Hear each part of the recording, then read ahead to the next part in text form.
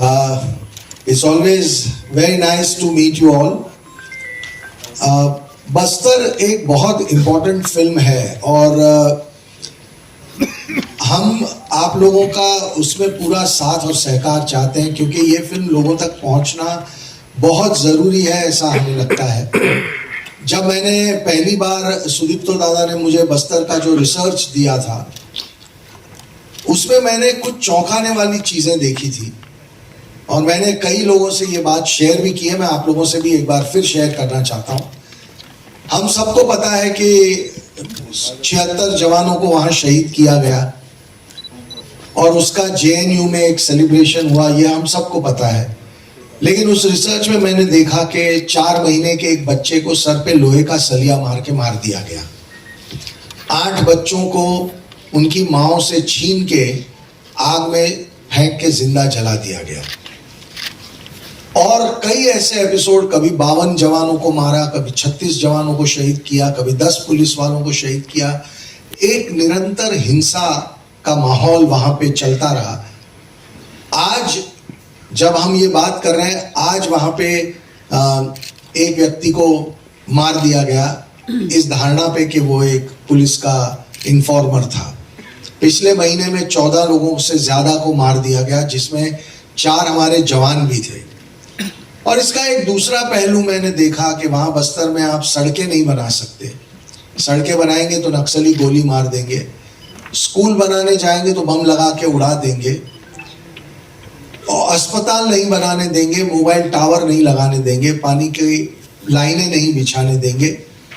तो बहुत और इनको जो शहरों में बैठे हुए जो लेफ्ट लिबरल इंटेलेक्चुअल्स हैं वो कहने की कोशिश, एक नैरेटिव बिल्ड किया जा रहा है कि ये गरीबों के लिए लड़ने वाले लोग हैं, ये गरीबों के लिए सरकार के एट्रोसिटीज से लड़के गरीबों का विकास करने के लिए वहां मेहनत कर रहे हैं। तो ये कैसा विकास है जिसमें आप सड़कें नहीं बनने देते, स्कूल नहीं बनने देते, अस्पताल नहीं बनने देते। तो एक बहुत बड़ा नेक्सस हमारे देश को नुकसान पहुंचाने के लिए ऑपरेट कर रहा है, शहरों में भी और बस्तर में भी नक्सलियों द्वारा। तो मुझे लगा कि ये फिल्म बनाना मेरे लिए बहुत बहुत जरूरी है। आप सोचिए कि भारत का झंडा आप बस्तर में नहीं फहरा सकते। पिछले साल 19 स्कूलों में 15 अगस्त को बस्तर पे भारत का झंडा फहराया गया, जिसे बहुत बड़ी उपलब्धि माना गया। लेकिन 3500 गांव आज भी ऐसे हैं जहां हम भारत का झंडा नहीं फहरा सकते। तो ये कितनी चिंता की बात है, ये हमें सोचना चाहिए। वहां एक नियम बनाया गया है कि हर फैमिली को अपना एक बच्चा नक्सलियों को देना पड़ेगा और अगर नहीं दिया तो पूरे फैमिली को मार देंगे। और ये लोग बात करते हैं कि हम गरीबों के विकास के लिए यहाँ है या गरीबों को बचाने के लिए यहाँ है। तो मुझे लगा कि एक नैरेटिव जो बिल्ड हुआ है दशकों से, उसे तोड़ना बहुत जरूरी है। हमारे देश को इस विषय के बारे में जानना बहुत जरूरी है और इसलिए हमने ये फिल्म बनाई है। बहुत डिफिकल्ट फिल्म थी, लेकिन मुझे लगता है कि हम कहीं पहुंचे हैं और ये देश ये फिल्म देखेगा। आप सब लोग अगर ये फिल्म देखेंगे तो मुझे लगता है कि एक नया नजरिया हम सबके सामने खुलेगा और हम सबको मिलकर कोशिश करनी पड़ेगी कि ये जो समस्या है नक्सलवाद की, उसे हम हमेशा हमेशा के लिए खत्म करें। आज की तारीख में ये समस्या भारत की इंटरनल सिक्योरिटी की सबसे बड़ी समस्या है और इसे हल्के में नहीं लेना चाहिए। बस इतना ही मैं कहना चाहूंगा। Thank you very much. बहुत खूब सीरियसली, पर सही मायने में आप लोगों को अगर साथ नहीं मिलता तो केरला स्टोरी इतने बड़ी फिल्म नहीं होता। केरला स्टोरी 2023 की अनप्रेसिडेंटेड ब्लॉकबस्टर था। वुमेन सेंट्रिक फिल्मों में इंडियन सिनेमा की हिस्ट्री में सबसे बड़ी फिल्म था। तो जब केरला स्टोरी जब बन के तैयार था और पहले बार आप लोगों के सामने हम आए और अगले दिन जो रिपोर्ट्स आए न्यूज़पेपर में, बहुत डिप्रेसिंग था। हमें लगा था कि शायद हमने सही डिसीजन नहीं लिया। हमें लग रहा था कि एक बहुत बड़ा देश के खिलाफ एक साजिश जो रचा गया था उसको एक्सपोज करने के बाद हमें बहुत सपोर्ट मिलेगा। लेकिन पहले 2 दिन इतना ज्यादा ल्यूकवार्म सा एक रेस्पॉन्सेस था। लेकिन जब आप लोगों ने सब फिल्म देखे और उसके बाद जिस तरह सपोर्ट आप लोगों को मिलता गया, भारत की हर कोने में हम गए, मतलब मैं आप लोगों को अगर वो एक्सपीरियंसेस बताते जाऊं तो मुझे ये आज पूरे समय इसमें लग जाएगा कि क्या क्या हम लोगों ने लोगों के अंदर मैडनेस देखा, लोगों के अंदर एक रॉ इमोशन देखा, मतलब और ये मालूम है कि ये आप लोगों की सपोर्ट के बिना, आप लोग अगर हमारी फिल्म के बारे में नहीं लिखते, नहीं अच्छी बातें करते, तो केरला स्टोरी इतने बड़े सक्सेसफुल नहीं होता। ये इसमें हमें मुझे कोई हेजिटेशन नहीं है ये बोलने के लिए कि आप लोग हमारी केरला स्टोरी की ब्रांड एम्बेसडर थे। आप सब अब आए बस्तार, जब केरला स्टोरी इतने बड़े सक्सेसफुल हुआ और विपुल जी के साथ जब हम एक साथ 2-3 फिल्म बनाने के लिए एक प्लान कर रहे थे, तो हमें इमीडिएटली लगा कि बस्तार की ये सही कहानी बताना चाहिए।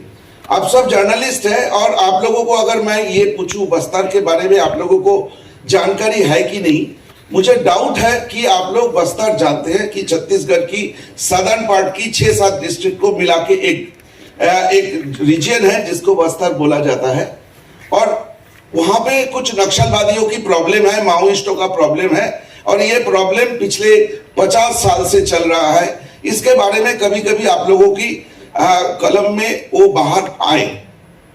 जब बड़े बड़े घटना घटे, जब टाटमेटला में जो 76 जवानों को मार दिया गया था, या रानी बदली में जब 52 जवानों को मार दिया गया था, जब हमारे गढ़चिरौली में 52 जवानों को 35 जवानों को मार दिया गया था, ये सारे खबर आप लोगों ने बहुत बारीकी से छापे। लेकिन दुख की बात यह है कि पिछले 55 साल में हर दिन हर मोमेंट में बस्तर की लोग, आम जनता, गरीब लोग, ट्राइबल्स एक दहशत की जिंदगी जी रहे हैं, और जिसके नतीजे कि पिछले 10-12 साल में 12-15 हजार लोगों की मौत हुई है, और जिसमें बहुत संख्या में हमारी देश की सिपाही थे। तो ये कहानी मैं बहुत दिन से, मेरा बचपन से इस कहानी को मैं फॉलो करते आया।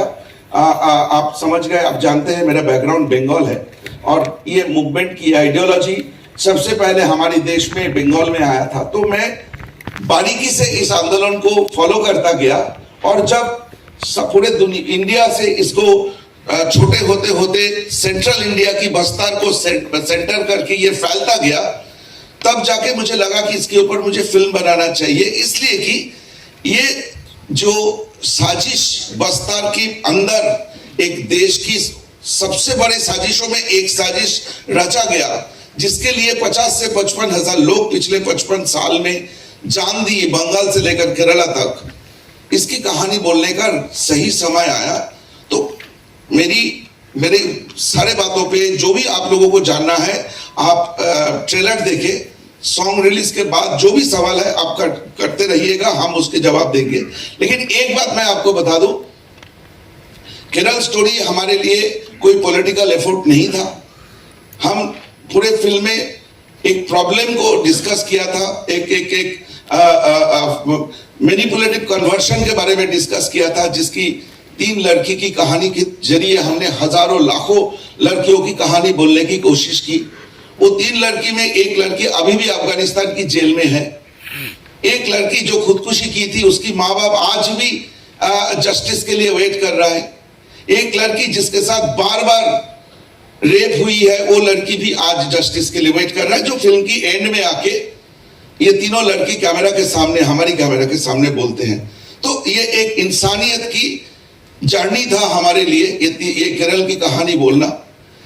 एग्जैक्टली सेम हुए बस्तर में हम उन लाखों लोगों की कहानी बोलने की कोशिश की, जिनमें से कुछ आवाज आज आप सुनेंगे, जो आए हैं बस्तर की गांव से 2-3 दिन जर्नी करके वो लोग पहुंचे हैं। उनमें से ज्यादातर आज पहले बार हवाई जहाज में चढ़े हैं।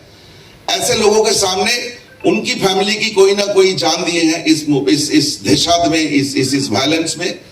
तो आज के स्टार वो लोग हैं।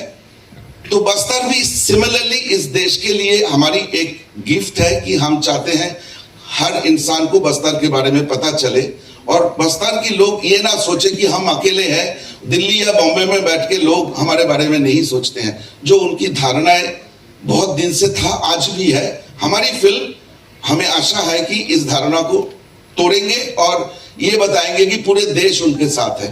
नमस्कार। बहुत खूब sir. Sir as a director बहुत सारी तैयारी की। नमस्ते, thank you all for coming here. And पहली बात तो बहुत सारे लोग मुझे बोलते हैं कि हॉरर मूवी करो, अभी मैंने किया है तो आप प्लीज जाके देखो। ऑफ कोर्स मैंने जो पहले हॉरर मूवी किया था वो फिक्शनल था, ये रियल लाइफ पे है। एंड बहुत सारे लोग मुझे बोलते थे कि ट्रेलर देखने के बाद सबको अच्छा लगा, पर बहुत सारे लोग बोले इतनी डरावनी फिल्म आप क्यों कर रहे हो, कैसे कोई देखेगा। एंड डरावनी है, एंड डरावनी होनी चाहिए, because we are talking about हमारे 76 जवान जिनको मारा गया था, तो वो एज अ लाइन ऑलरेडी डरावनी है। तो अगर आप फिल्म में ट्रांसलेट कर रहे हो तो बड़ा मुझे विश्वास है कि भारत में ऐसे लोग हैं जो बहुत दिल के स्ट्रांग हैं, एंड आप ही वो हो जो उन तक लेके जा सकते हो। जैसे सर ने कहा कि केरला स्टोरी भी हम लोग एक्चुअली जब बना रहे थे, जब सर से पहली मीटिंग हुई थी, he said that we make a small festival film and it's a small intimate festival film जो शायद कुछ फेस्टिवल्स में रिलीज होगी। हम लोग ने सब पूरी जान लगा के एक्टिंग करी थी तब, but I am very happy to say कि आप लोग ने इतना बड़ा बना दिया, भारत के सभी ने इतना बड़ा बना दिया। And with Bastar I remember Kerala story का पहला दिन आई वाज देयर, एक रूम में हमारा शूट था, वो जेल का सीक्वेंस। ये जो आपने अभी देखा है ये बिल्कुल सच है, क्योंकि मेरे पापा ऐसे ही उनका डेथ हुआ था, ऐसे ही शहीद हुए थे। वो उस दिन रविवार था और इट वाज अ हॉलीडे, और वहाँ ऑफिस से फ़ोन आता है कि जवानों को इकट्ठा करो क्योंकि नक्सलियों ने गांव के लोगों को बंदी बना कर रखा हो। तो सारे लोग इकट्ठे हुए और नक्सली ये जानते थे कि अगर गांव लोगों को अगर हम बंदी बना कर रखेंगे तो ये लोग भागकर ज़रूर आएंगे उनको बचाने के लिए। ये उनका प्री प्लान था। तो उन्होंने क्या किया कि रोड पे ही बहुत बड़ा बॉम्ब को पहले ही प्लान करके रखे हुए थे, और जैसी गाड़ी पार हुई है वो बॉम्ब ब्लास्ट में उड़ा दिया उन्होंने गाड़ी। उस दिन 23 जो थे मेरे पापा भी थे उसमें वो शहीद हुए। और ऐसे हम पुलिस लाइन में रहते थे जो बहुत ही पास था, और पुलिस लाइन को कांटेक्ट करना बहुत आसान था क्योंकि उस वक्त पे टेलीफोन्स वगैरह नहीं हुआ करते थे। ये बात 2000 की है।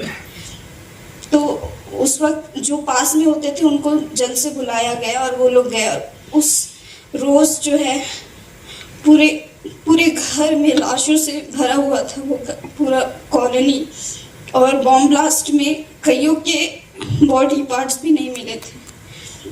तो ये जो दिखाया था एकदम ताज़ा हो गया था, इसलिए I could not control, I got very overwhelmed, I am sorry, but I am glad कि आपने ये बनाया है। आई एम वेरी थैंकफुल कि वाकई में जो हमारा बस्तर का जो जवान है, जो जवान जो सहते हैं, जो जबकि नक्सली एक भारतीय ही है और अपने ही लोगों को वो लोग ऐसे मारते हैं। और हमारे देश मतलब हमारे जवानों को भी ये सम्मान मिलना चाहिए। और ये स्टोरी से आप जानिए कि सच में ये सच बात है, ये झूठ बिल्कुल भी नहीं है, क्योंकि ये हमने देखा है, हम पे बीती है ये बात। तो मैं बस इतना बोल के समाप्त करना चाहूँगी। Thank you Jessica. जहाँ पे ये लोग आए वहां पे पावर में आए, करोड़ों लोगों को मार दिया जो लोग उनके साथ नहीं थे, और पावर कब्जे में ले ली। सेम रशिया में हुआ, सेम कंबोडिया में हुआ, और आप अभी जीता जाता देख रहे हैं नॉर्थ कोरिया में। तो ये आइडियोलॉजी जब भारत में आए तो गरीब लोगों के लिए एक लग रहा था कि गरीब लोगों के सामने कुछ एक बात करने की एक औजार मिला, गरीब लोगों की भाषा सरकार तक पहुंचने की। लेकिन जैसे ये आइडियोलॉजी की जो एक कण में एक इश्यूज है जो हम धीरे धीरे सामने आने लगे, और तब ये इनकी जो बाकी देश में जो उनका बोलबाला था वो थोड़ा सा कम होते होते श्रिंक करते करते सेंट्रल इंडिया में बस्तर में वो अटक गए। इसलिए कि बस्तर का दो बड़ी इंटरेस्टिंग पॉइंट है। एक तो जो बस्तर जगह है वो चारों ओर इंद्रावती और गोदावरी नदी की कॉन्फ्लुएंस की वजह से उड़ीसा, महाराष्ट्र, आंध्रा चारों ओर से घिरा हुआ है। और बस्तर की जो 3-4 हजार गांव है, वहां पे जो लोग हैं वो लोग आज भी भारत की डेमोक्रेसी के बारे में कोई आइडिया नहीं है उन लोगों की। उन लोग आज भी इन लोगों को माशिया बनते हैं, जो डरा के धमका के पिछले 50 साल में उस जगह पे उन लोगों ने अपना अखाड़ा बना के रखा है। तो आपको, जैसे मैं चाइना की बात की, रशिया की बात की, आपको जान के हैरान होगा, चाइना इतना बड़ा एक देश है, लेकिन आपको अगर मैं पूछूं चाइना के 4 शहर का नाम बोलिए, आप नहीं बोल पाएंगे। अमेरिका का 10 शहर का नाम बोल देंगे, क्योंकि इन लोगों की, इन आइडियोलॉजी की एक मोडस ऑपरेंडी ये है कि ये आइडियोलॉजी इतना सीक्रेसी मेंटेन करता है, ऐसे एक एनक्लेव बनाता है, एनकैप्सुलेट कर लेता है कि उनको जो सच्चाई वो बोलेंगे, जो सच्चाई वो दिखाएंगे, वो ही सच्चाई आपके पास, आप तक पहुंचेगा। आप उनके अंदर नहीं जा सकते। मतलब आप बिलीव करिए, मैं पिछले कई दशकों से जा रहा हूं बस्तर में, आज तक अबुझमाड़ जंगल की ज्यादातर हिस्से तक पहुंच नहीं पाए। जगरगुंडा करके एक जगह यहाँ पे, जगरगुंडा से भी आए भी हैं, वहां तक मैं पहुंच नहीं पाया, कोई सिक्योरिटी फोर्स नहीं पहुंच पाता है। तो जब मुझे जैसे मैंने बोला कि मेरा जन्म हुआ और ये मूवमेंट की इवोल्यूशन होना शुरू हुआ, तो आप बोल सकते हैं कि मेरा इंटरेस्ट भी जगने लगा, क्योंकि ये जहां पे शुरू हुई थी बंगाल में, ये इसका एक भयंकर रूप हम लोगों ने देखा था। मतलब घर से बच्चे मतलब 15-16 साल के ऊपर की लड़के लड़की बाहर चले जाते थे, मतलब अपने घर में नहीं रह सकते थे। पुलिस का पंकज जी, एक्शन की ट्रेनिंग तो आई थिंक हर चीज में काम आती है, बिकॉज एक्शन की ट्रेनिंग आपको फोकस और डेडिकेशन में ट्रेन करती है। तो इवन अगर आपको कोई कैरेक्टर प्ले करना है जिसमें शायद डांस हो या कुछ और हो या वो भी नहीं हो, पर आपका फोकस वो ट्रेन करता है, जैसे मार्शल आर्ट फॉर्म जैसे सिलंबम, क्योंकि अगर आप सिलंबम कर रहे हो तो आप को इतना फोकस्ड होना चाहिए कि वो लकड़ी आपके सर पे नहीं लगे। तो आई थिंक एक्शन की ट्रेनिंग यहाँ पर बस्तर में जो एक्शन है वो बहुत अलग किस्म का एक्शन है। लाइक जैसे मैंने कमांडो में किया था एक्शन, वो हैंड टू हैंड कॉम्बैट है, और वहाँ पे हमारे कैरेक्टर्स लार्जर देन लाइफ, जैसे सुपर हीरो ऑलमोस्ट वैसे है, फिक्शनल वर्ल्ड में है। तो वो मजेदार पंच लाइन्स आएंगे और कोरियोग्राफ्ड एक्शन, लाइक वो 1 2 3 4 पंच किक डक, ये वो सब है। इसमें जो गन्स हम लोग पकड़ रहे हैं, सुदीप्तो सर चाहते थे कि बहुत रियलिस्टिक लगे, तो 6-8 किलो के गन्स हम लोग पकड़ रहे हैं। मेरा बैग अभी तक ठीक नहीं हुआ है और मैं अभी चप्पल ही पहन रही हूँ। इफ यू नोटिस, मैं कोई भी इवेंट में भी जाती हूँ और खूबसूरत लहंगा भी पहन रही हूँ, मेरे नीचे में सिर्फ चप्पल, मैं हील ही नहीं पहन पा रही हूँ, बिकॉज ही इंसिस्टेड कि रियल लगना चाहिए और वो स्ट्रॉन्ग लगनी चाहिए। I had to put on weight, 10 kilo वजन मैंने बढ़ाया, बट वी थॉट कि हेल्दी तरीके से बढ़ाए, बिकॉज जो लड़कियां हैं वो स्ट्रॉन्ग है, इट्स नॉट कि अनफिट है, बहुत ही फिट है, पर ऐसे जंगल में अगर आपको 2-3 दिन में रहना है और शायद खाना नहीं मिलेगा, you have to be strong enough to be able to combat that. नहीं, वो दिख भी रहा है, एफर्ट आपका दिख रहा है। Thank you sir. तो केले खाए, अलसी के लड्डू खाए, और हाँ, वेट ट्रेनिंग भी की मैंने, ताकि मैं थोड़ी दुबली पतली नहीं लगूं। रियल लाइफ कैरेक्टर से कोई इंस्पिरेशन? रियल लाइफ एक्चुअली बहुत सारे रियल लाइफ कैरेक्टर्स को लेके बनाया है। सुदीप्तो सर डिटेल में बताएंगे कितने परसेंटेज कौन से कैरेक्टर से, लेकिन मेरा लुक एक जन से है, मेरी जो इमोशन है वो एक्चुअली बहुत सारी लड़कियों से है। एंड जैसे आप कह रहे थे कल्लूरी जी से, मैं उनके वीडियोस भी मैंने देखा और कितना बोल्डली वो बात करते हैं। एंड हाँ, मैं बहुत इजीली एनीवे इंस्पायर होती हूँ, तो इन सब कैरेक्टर से कुछ ट्रेड्स मैं बहुत सारे आईजी से भी मिली और उनके ऑफिसेस में भी मैंने देखा वो कैसे बात करते हैं। बिकॉज अगेन सर को नहीं चाहिए था, ही सेड रियल लाइफ में आप बहुत पोलाइट हो, तो मुझे वो नहीं चाहिए। आप कमांड दे रहे हो किसी को, तो वो politeness, like I will be like please Pankaj ji आप यहाँ, वैसे मेरा रियल लाइफ है, but if I have to say Pankaj आप लेफ्ट यहाँ से जाइए, तो वो सब ही put me into training classes की वॉइस मॉड्यूलेशन और डिक्शन। बट वो I think is an actor, मेरा जॉब है, मेरा फर्ज है करना जितना कन्विंसिंगली हो। थैंक यू, आपको इसमें ही अच्छा लगा तो फिल्म में तो मतलब मैं रुकी हूँ, अब आप देखो। Thank you so much. 43 BJP leaders को Y+ सिक्योरिटी दी गई है। सर आपको नहीं लगता कि गवर्नमेंट को इन फैमिलीज को Y+ सिक्योरिटी की ज्यादा जरूरत है, उस 43 बीजेपी लीडर्स को नहीं? जबरदस्त सवाल भाई, खतरनाक। हेलो, हाँ, देखिए हर जान जरूरी है, और अगर आज उन लीडर्स पे खतरा है तो उन्हें भी सिक्योरिटी मिलनी चाहिए।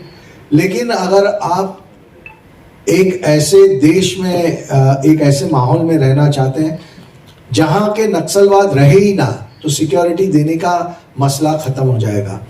हम हमारे देश में अगर विदाउट सिक्योरिटी नहीं जी सकते तो ये बहुत बड़ा प्रॉब्लम है। हमारे को सिक्योरिटी की क्यों जरूरत होनी चाहिए अपने देश के अंदर? हम जब केरला स्टोरी बना रहे थे तो केरला स्टोरी के बाद हमको मुंबई पुलिस ने बहुत समझाया था कि आप सिक्योरिटी लीजिए, और हमने जिद की थी कि हम नहीं लेंगे।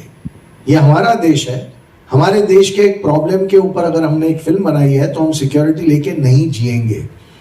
लेकिन ये हम बंबई में कर सकते हैं, ये बस्तर में करना नामुमकिन है। आज इतने लोग यहाँ आए हैं, इनकी हिम्मत को सलाम है कि वो पूरे सदमे को जीने के बाद भी वो अपनी जिंदगी में आगे बढ़ रहे हैं। हमें सबको मिलके ये नक्सलवाद का जो प्रॉब्लम है उसे खत्म करना है, और नक्सलवाद का जो प्रॉब्लम है उसका जो शहरों में बैठे हुए लेफ्ट लिबरल जो उनको एक नैरेटिव बना के सपोर्ट कर रहे हैं उनको भी उखाड़ के फेंकना है, और नक्सलवाद को भी उखाड़ के फेंकना है। हम ये चाहते हैं कि बस्तर शहर देश की मुख्य धारा में उस तरह है जैसे कभी वहां नक्सलवाद था ही नहीं।